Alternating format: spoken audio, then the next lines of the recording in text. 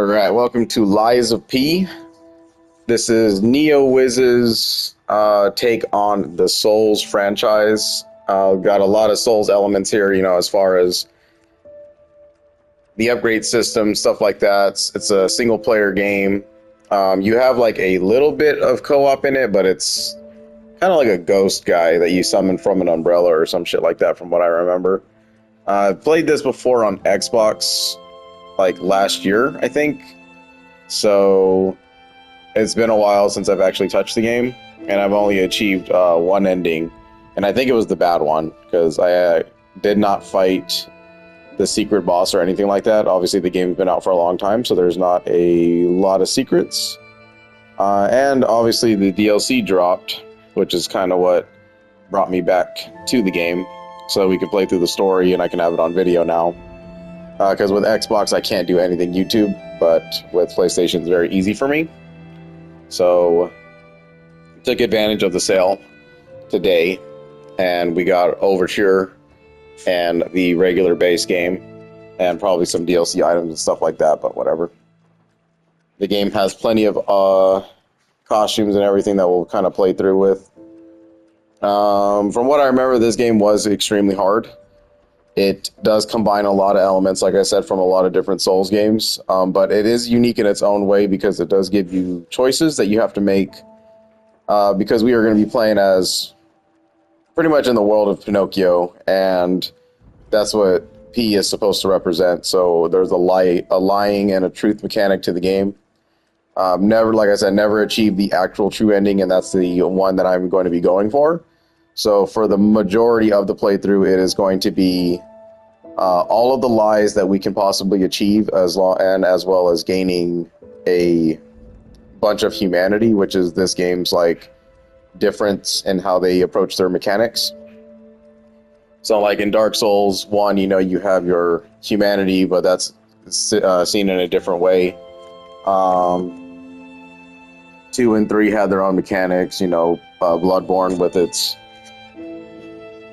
insights and all that kind of stuff. So we have this one's is humanity and lying or telling the truth, and that's how you're able to gain different endings through the game and stuff like that.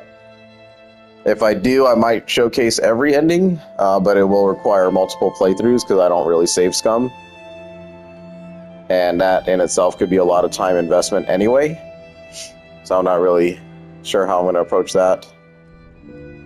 I did it for Sekiro, but, Sekiro was on a different level from soft games, so I didn't really want to leave out any endings in that game. But for this one, this does take a while as well. So with Lies of P, the gameplay does feature, you're, like I said, it's a single player, action adventure game, but it's very heavy on the parry system of Sekiro. Like, it's a straight up love letter to both Sekiro and Bloodborne. Like, the aesthetic is set in a place called Krat. So it has a lot of like that gothic kind of vibe to it, old London type of, design.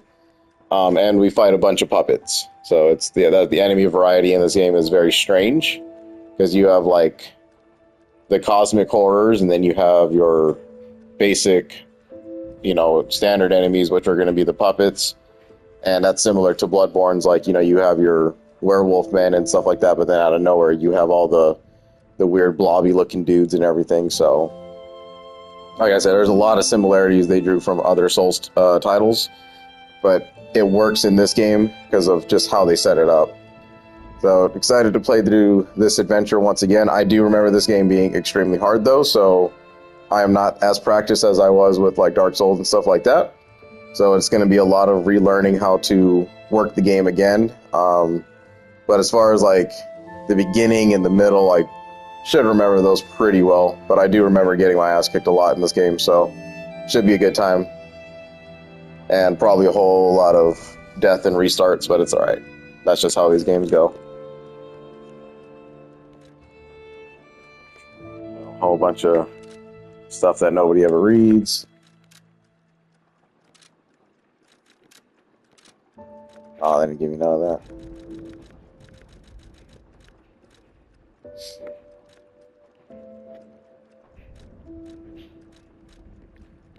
We do not like motion blur.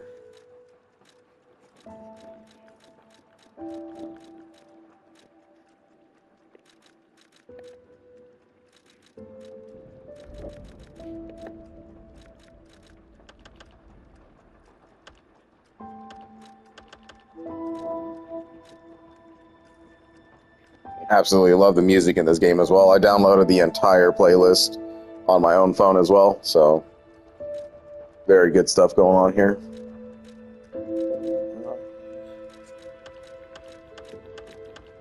Give everything a bone. Go ahead and go for performance.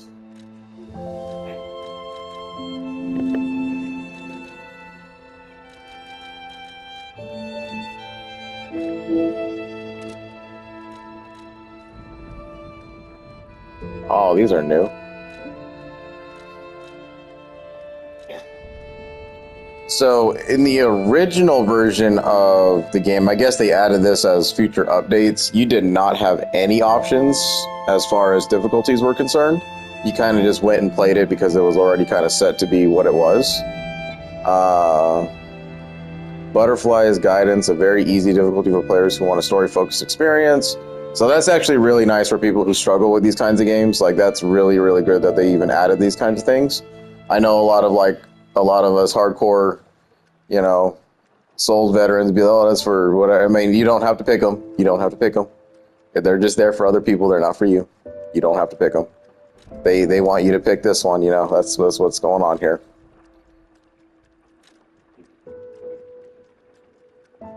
Awakened Puppet, an easy difficulty for players who enjoy lighthearted action games. I don't know how lighthearted this game is, but okay.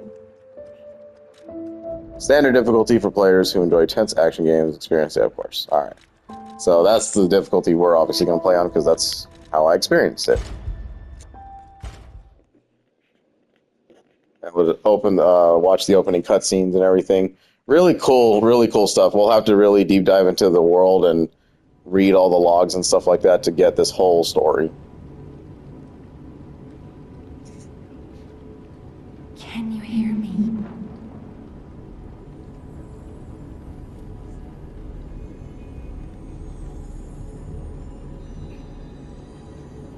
Geppetto's puppet. We need your help.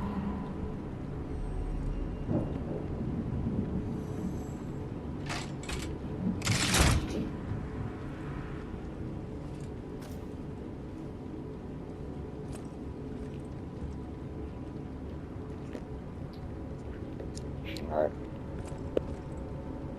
The benefit item was delivered. Okay.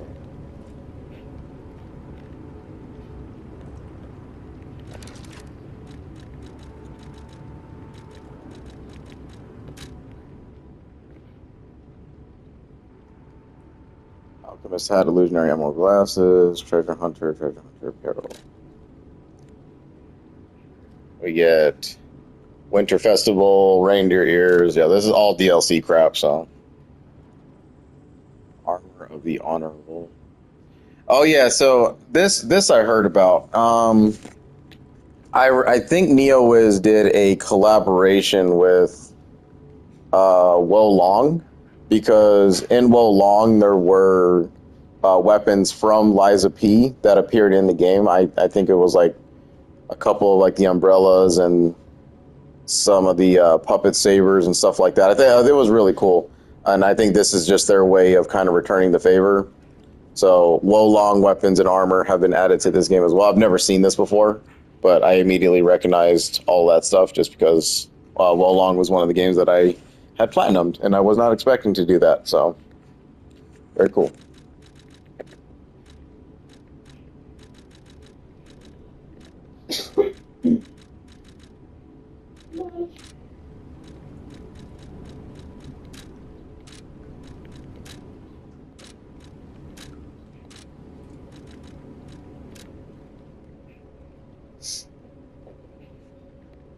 All right, so just a look at the main character here. We got what is known as Pinocchio, and we're going to ride that till, you know, story gets heavier.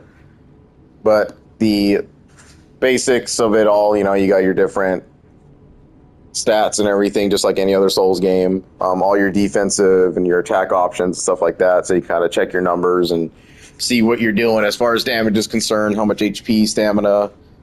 Legion is a completely different mechanic in this game as well, but you know it's basically your arm, the other arm. And Fable slot. Fables are very cool. It's the MP of the game, but we'll see how Fable will work. It's very powerful and can be used very situationally, and it should be used a lot. Like I wish in my first playthrough, I like to really save and hold on to like all of these mechanics, and I don't use items and stuff like that because I just feel like with games that have like a finite amount of stuff, I don't want to just waste things out of nowhere. But Fable's abilities are really really key, and like you know, in a game where you don't have a lot of, you know, you want to be as aggressive as you can. That's where they kind of borrowed the system from Bloodborne, where it's like just go for it, because you don't have any way to really shield yourself at all. Like there are a couple ways to do it, but it's not that great. So the game is more about dodge, parry, and you know break your enemies so you can get huge criticals in and stuff like that as you go on.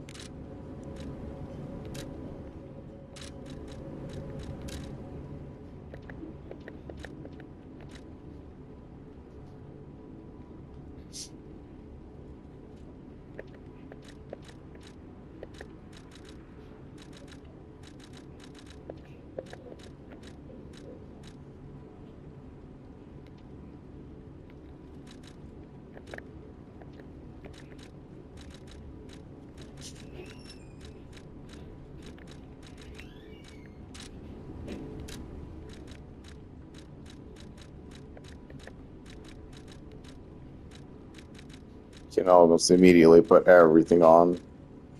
These are just the regular bandit.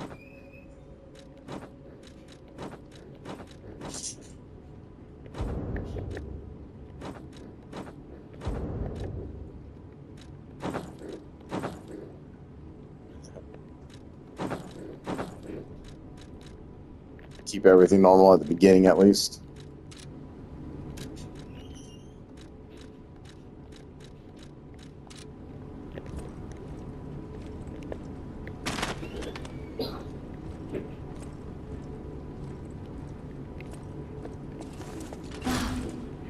There you are. I've been looking all over for you.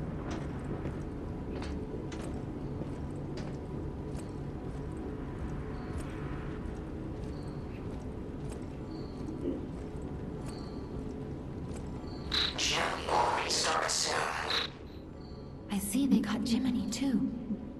But we have to hurry. My name is Sophia.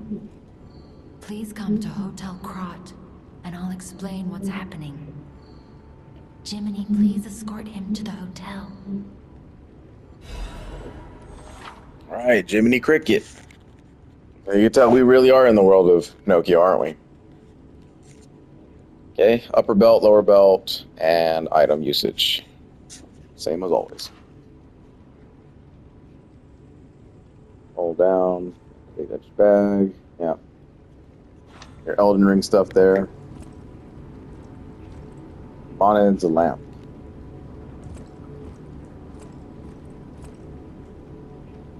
So they're just trying to teach you, like, just set down here, hit the square, there you go. Weapon durability. We ain't got no weapons, we're good. A small lamp with a cricket guide puppet inside illuminates darkness with faint light. Do not be afraid, even get lost in fog, a cricket will guide you. Yep, just like the movies, right? Immediate character death upon use, last resort. So, you know, your dark signs, stuff like that, your hunters, whatever, just pretty much die on spot, and then drop your ergo in this one. Pretty much if you like get stuck or, you know, whatever the case might be. Repairs weapon durability. very, very key to this game is this grinder. So I do switch back and forth to this thing a lot because your weapons will break if you don't repair them, and you have to repair them while you're constantly, going through the game, and you use your arm to do that, which is really cool. It's a very, very important tool to have. And your pulse cells, these are your healing flask. This is what you need. Pulse cells are ergo cells that power the P organ. They work stargazers, and they also convert energy from the attacks. Okay.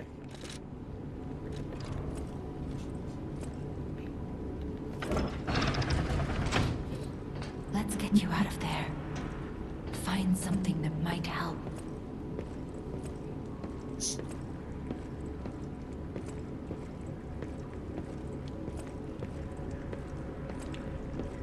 But the streets are not safe. Arm yourself with one of the weapons over there. It'll be helpful on your way to the hotel.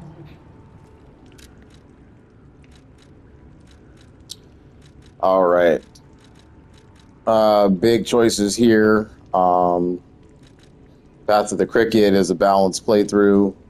Path of the Bastard is dexterity playthrough. And the Path of the Sweeper is a strength playthrough. So obviously you're going to tailor your stats are going to be tailored to the combat style that you want to go with. And you can change at any moment you want. Obviously this is just the beginner stuff right here. If I remember, I think there is a way to kind of just respec yourself, but I don't really mess with respecs during the main playthrough. So don't quote me on that, but we'll find out later on. And let's see here. Obviously your balanced playthrough is going to be more of like a quality build type thing, so you can just kind of experiment, play with any number of the weapons in the game that you want to do. Your dexterity builds more focused on the technique aspect of the game, which is equivalent to dexterity and all that other stuff that we know in the other Souls games. Give you higher crit rates and stuff like that as you do it, because the playthrough is more balanced about defensive playing, parrying and stuff like that, and breaking your enemies so you can hit those giant numbers. But obviously starting out very weak, a lot weaker than the other builds, so you do get hit very badly, and you don't have a lot of defense to go with that. So it could be a little bit of a hard playthrough, but you trade in your HP for your movement and your giant crits. That's what you get from this playstyle. And then obviously the strength builds, which are predominantly everyone's favorite way to go about these kinds of games, because you just tap R1 and destroy everything. That's what these guys are all about. Obviously you can tell the difference between the capacity and the motivity versus the other ones. That's where the giant numbers start coming into play. The only difference is that weapons are bigger and are weightier, so you'll have to kind of deal with a slower paced combat style as you're trying to set up for your giant hits. But when you do hit, you hit hard. So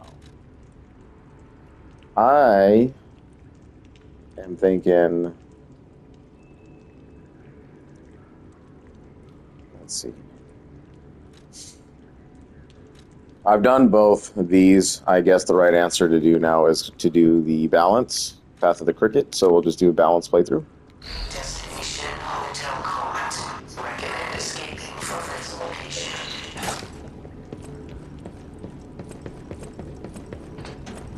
And same old, right?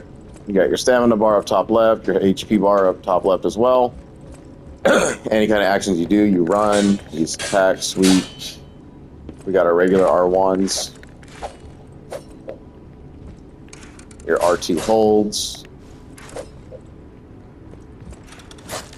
Your taps. Backstep R1, backstep R2. Roll, slice, roll, R2, heavy slice, heavy uppercut slice. Let's see what else can we do. Yeah. So you got your rolling and stuff. Well, rolling honestly does like, I mean, he doesn't really go very far with the roll. This game's not really all about it. Then we got our soul jiggle. So your parry, your block, you got to block. Always keep your weapons topped out. Let's see here. Going to the bottom right, you have the weapon's blade and the hilt. So both of those can be changed at a later time, and that's where the weapon customization really comes into this game, and I really do appreciate that a lot, because you're not tailored to just one type of weapon. You can actually just change handles, and that'll make a lot more sense when we actually start going to the training grounds and it's presented better. So for now, we're kind of stuck with, you know, the base thing, and we just kind of have to deal with whatever. So like if I chose the dexterity route, it would have been a rapier, so you would have just done a lot of poke, stabs, and sweeps. And then the other one was like a giant bastard sword, so just large swiping attacks and giant pokes, you know, but heavier, slower movements. And then this one is just a regular sword, right? Your little light sword or whatever. DPS, all that kind of stuff, what they're always known for. And yeah. Your L2 is your arm, so the arm will be able to change it to different things as time goes on, so we just have to find it as we go through the game. The upper bar, the upper gray bar that's above the weapon and the handle, is the weapon's durability. So you'll know when your weapon's about to break, and then you'll switch down here, and you'll kind of just let that heal up, do what you got to do. Yeah. Extra bag, holding X, and some on PlayStation. R3's for your lock on, your dodge, your dash. Now, when you're in combat, I think you'll be doing dashing instead. But honestly, you just get yourself in more trouble. You just want to hunker down and get space, learn the movements, really learn how to parry well, because that's what's going to be able to break enemies quicker. Menu, obviously, we just went through all that, so now we're ready to go.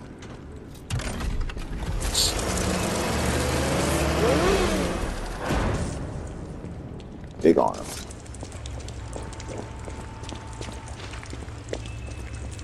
Alright, now we're finding a lot of dead and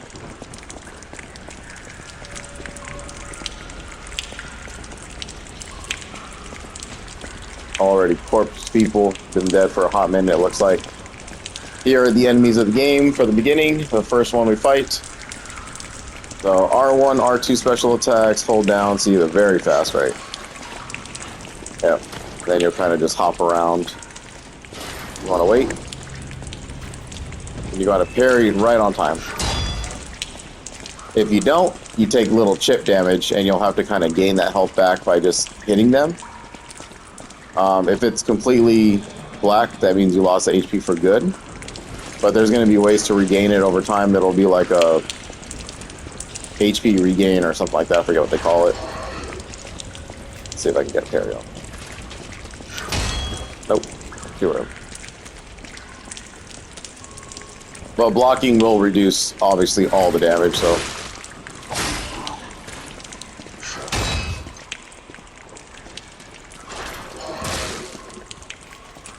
Okay. Come on, asshole.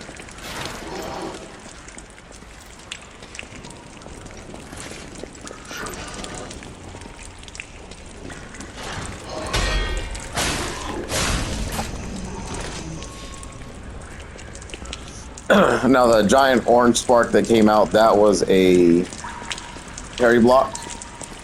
That's the kind of stuff that you want to be doing through the entire game. That's how you'll get really good at this game. You see enemies on the ground like that, pretty much just, you know, use the lock on in order to kind of see what's going on here. And I would just charge right at these guys. Already got an achievement. Successful fatal blow.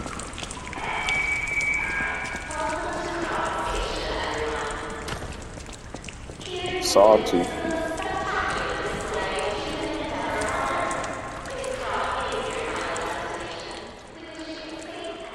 Cogwheel that is common sight in Krat that can be thrown at enemies to draw their attention. Even worthless items can become useful if you collect them. So yeah, your wheel here, very nice to have. Probably in your slot at the beginning of the game. I wouldn't really use it all the time, but you could just kind of, it's like rocks. You just throw it at them. You kind of try to get the enemies to go one at a time. And then let's repair our durability. There we go.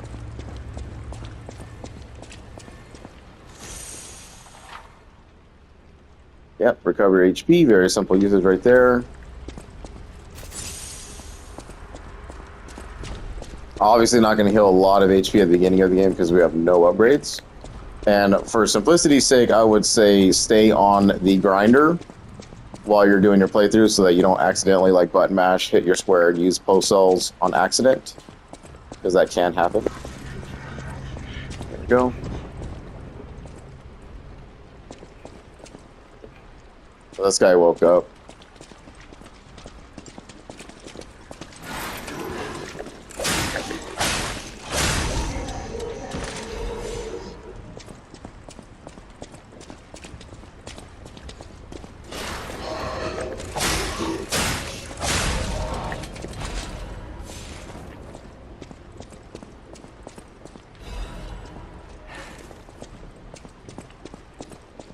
Your ergo fragments, those are going to be your souls, right? Stuff like that, blood echoes, everything, runes, whatever you want to call them. Tells you exactly how much they give you, though. Only used, obviously, if you're just in need of something for the shops or, you know, to level up, whatever, however you want to use it. Fable, Catalyst, these will instantly upgrade or, you know, recharge your Fable. But we haven't learned about Fables yet, so we're not even going to worry about that right now.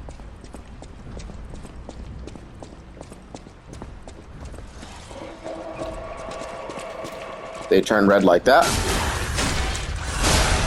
That is a fatal attack. You're going to want those every single time.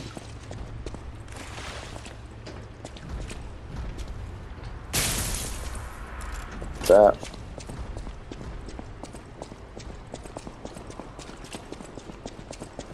I gotta get my fingers in position for the furled finger stuff, you know what I mean? How we soul players do this kind of thing. It's been a while. I've just completed Expedition 33. Game was fucking phenomenal. So, not used to doing a whole lot of running around with the circle. I did it with a right trigger and stuff like that. Played that one on Xbox, but when it does drop cheaper on PlayStation, definitely will get it. So we can do some videos for that game because that was holy shit, man. Still thinking about it, but it was just trying to change it up a little bit, try to get these other games out of the way finally. And with the Doom series all wrapped up as well, right now I'm just working on Pandemonium and Ultra Nightmare stuff just for costume sakes. But we're gonna wait for the DLC to drop in that, and then yeah. So now we're over here to Lies Beat. Guarding. Alright, you can block enemy attacks by guarding. If your guard is successful, your character will take reduced damage, but it will consume stamina. Reduce stamina. Guard regain. Guard regain, that's what that's called. Guard regain can communicate with decreases over time, while you have guard regain, you attack the enemy's HP. Yep. So Bloodborne. If guard succeeds, right, get this giant fucking orange spark thingy. You will not receive damage, only your stamina is consumed. So you're always losing something no matter what. Even if you play perfect, you will lose something. You can use perfect guards to destroy an enemy's weapon or to put the enemy in cyberpunk status. So, yes, perfect guards to destroy weapons and to get them to break. That is super key in this game, and that's how we're going to beat a lot of enemies, especially the harder ones. So we got our shooters.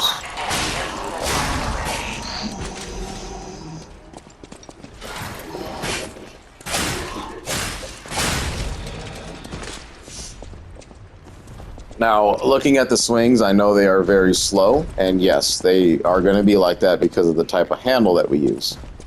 The handles in this game will vary and change your weapon speed and how much damage they actually do. The blade itself will obviously, you know, do as well. So you kind of want to mix match and stuff like that. The saber at the bottom, you can see the handle has like a scale indicating that it's a balanced type of handle. So it's going to swing just in the medium, right? It's not too slow, it's not too fast, so you're just swinging, you know, regular. And then the blade is just a blade.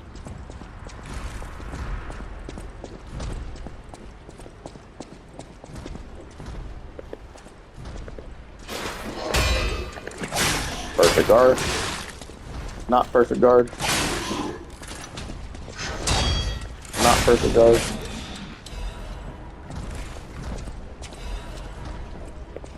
Thermite. That is a bomb. So we're gonna get all these different types of can charges that you can just throw at the puppets. It's like your grenades or whatever. They have ability scaling as well. Advance in this game is like arcane, I want to say. Like it's magic based, really, but it's kind of not. It's status effect based in this game. Because you have like things like shock, fire, acid, I think one more, but I don't remember what the other one is. But I might transfer over to a build style that is like that, but I just don't have the proper weapon or stats that I know that I want to go for right now. I never really do, actually, so. So if you walk up on them like this, they won't hear you, just like any other Souls game. Bomb fire.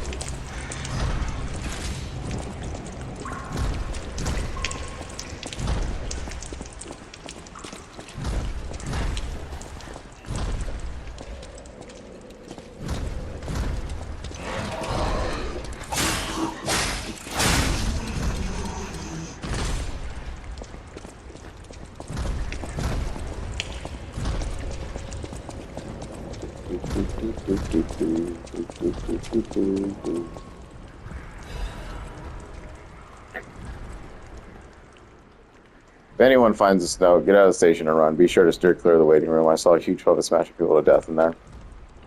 I locked the door, but I don't know if that'll work. At least it should stop people from randomly coming in. I'm going to die soon, so I want to help you, even if it's not much. Please survive. Anyone. Alright, already eluded. I mean, if the dead bodies wasn't an indication enough for you, there you go. We are definitely in a really screwed up situation right now. And you can already kind of see down there what's going on. Again, walk up on the puppets so they don't hear you.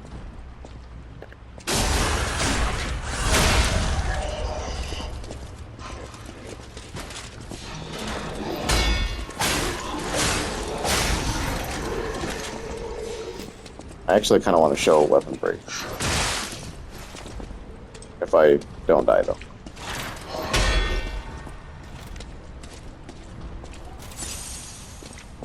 Come on, you want to hit me? Let's go.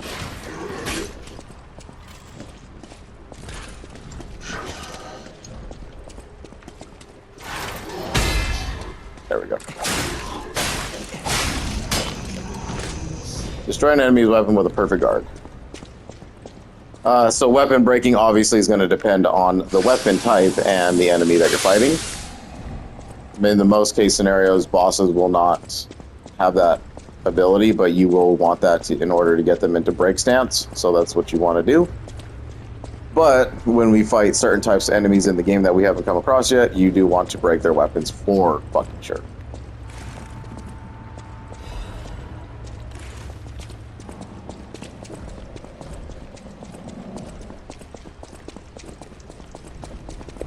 Alright. Yep, so shortcuts. So if you don't hit the shortcut, you're going to have to run through that entire section once again. I don't know why you would want to do that, but, you know, it is what it is. I've seen it before where people are just like, I'm just going to go fight the big monster.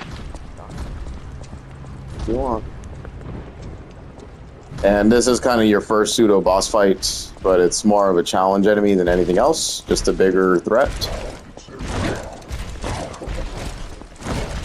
Those sweeps are very hard to dictate.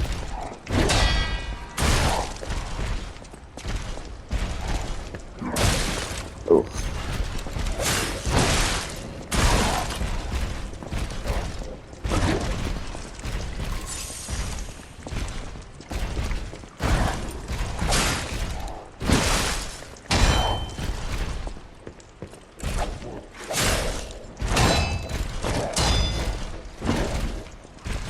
Yeah, I'm probably gonna lose to this guy. That's what I thought.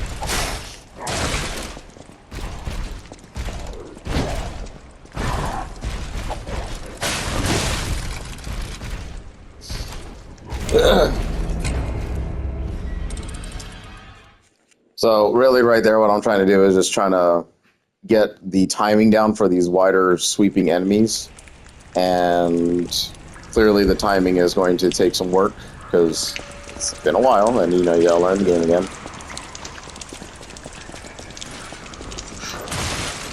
Wow. That hit tracking was like perfect.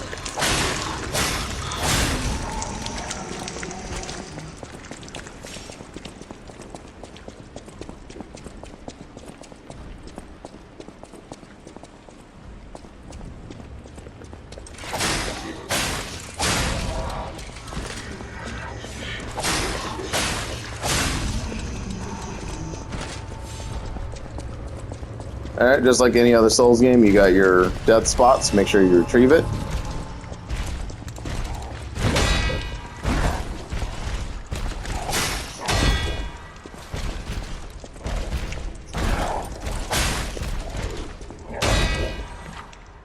And there we go.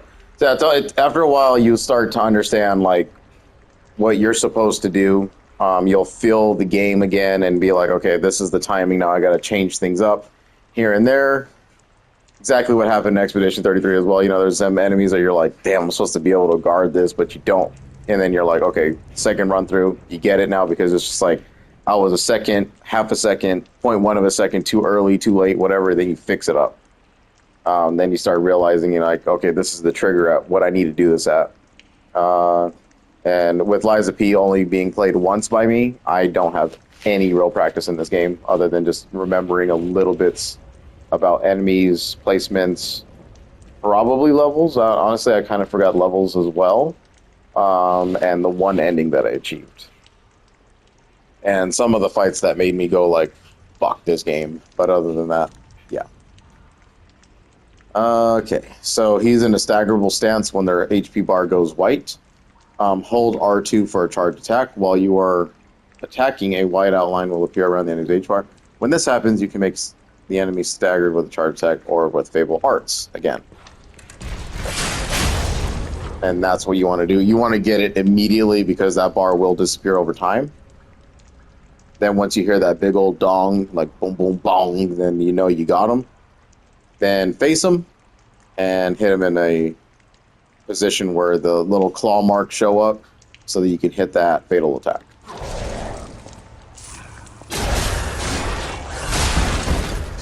Okay.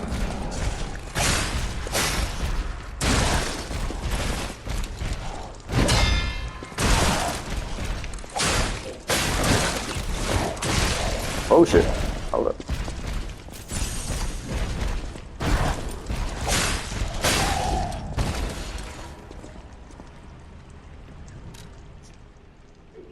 Okay, key, got it.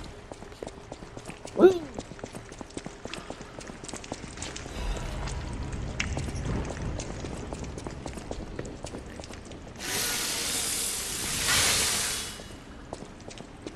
Honestly, dude's probably the bigger challenge of the entire run at this stage of the game for sure. Just because you have nothing, you're just starting out. You're gonna learn. He's gonna teach you how to parry and all that kind of stuff. So don't feel bad if he takes a while.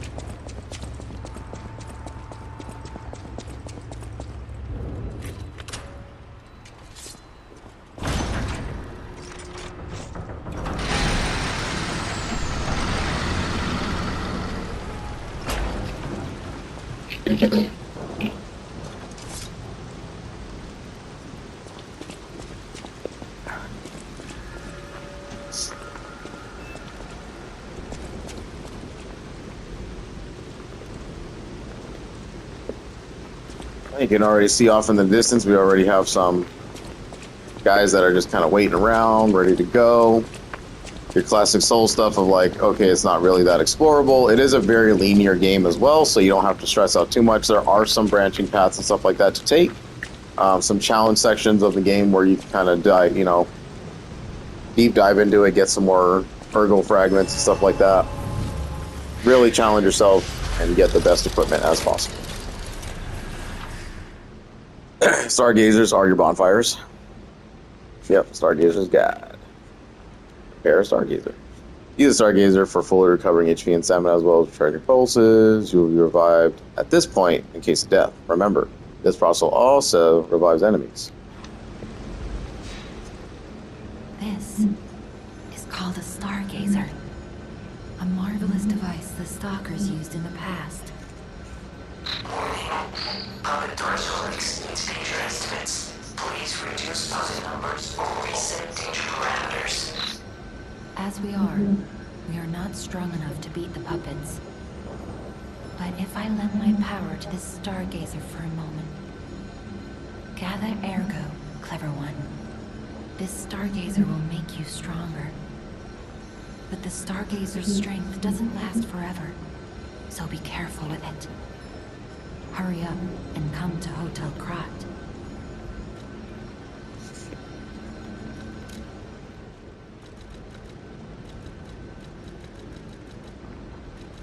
Storage, you don't really need to use it if you don't want to. If you just want to keep an inventory nice and neat, then go ahead. Level up.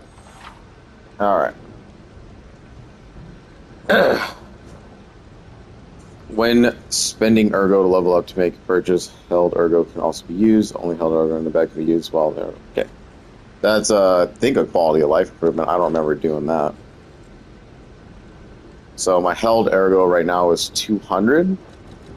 Oh, that's cool. Okay, so you don't have to hop out of the menu, use it real quick, and then go back into the Stargazer. I see what they're doing there. That's actually really good. I don't remember that being part of the original base game. Yeah, so like I said, with the way that the level stuff goes, if you just look at it, Vitality will kind of highlight what it does. And if you just want to play with how many points are actually going into it.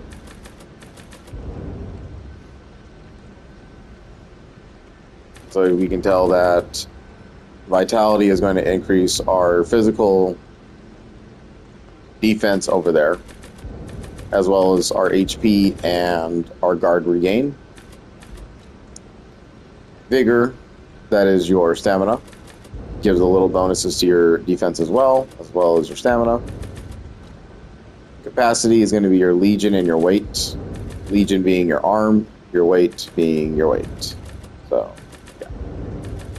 The lighter you are, the better. Motivity is your physical damage, mostly used for the power hitters. Technique is also your physical damage, but mostly used for your dexterity builds. And then advanced is going to be what gives you your attack statuses.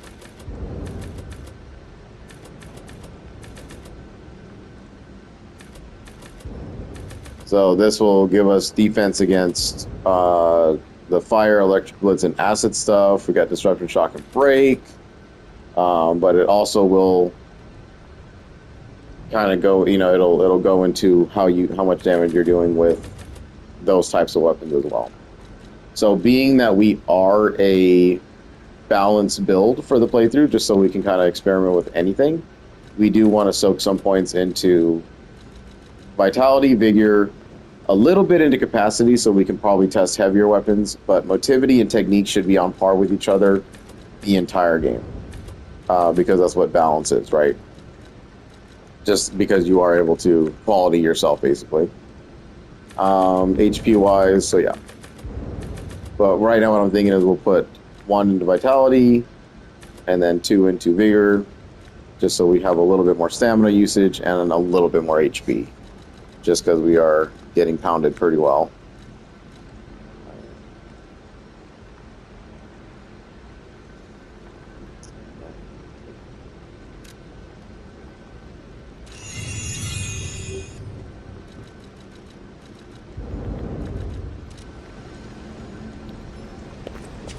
There we go.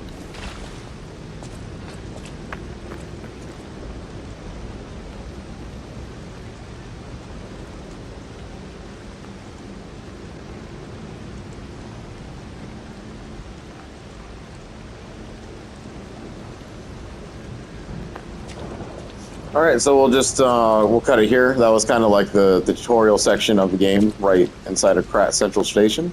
Obviously, the game, like I told you before, it looks very eerily similar to Bloodborne, but with its own twist, right? So we have rain and all that. I wish that Bloodborne did have rain in it, because I think it would have been so great to see that. But yeah. So raining London type of vibes here. Puppets all over the place. Little bit of an open area right here to explore first, but we have to make our way to the hotel, and that's what we're gonna do. So thanks for watching. Hopefully Liza P is going to capture your interest. For anyone who's never probably played the game or needs to see it, right now the game is on sale. It's a really good sale too. 50% off for the base version of the game, or 60% off I think now. And if you're trying to do the Liza P Overture that just dropped last night from the Summer Games Award stuff, then if you have a PS Plus subscription account, then you will get the Overture and base game of Liza P for 33% off, which is like $60. So it's going from like $90 to $60. So really good deals going on right now for both games. So give it a shot. It's it's your Souls-like adventure. It's not going to differentiate from any other thing we've ever seen before, other than just the story and some elements here and there. So thanks for watching, and we will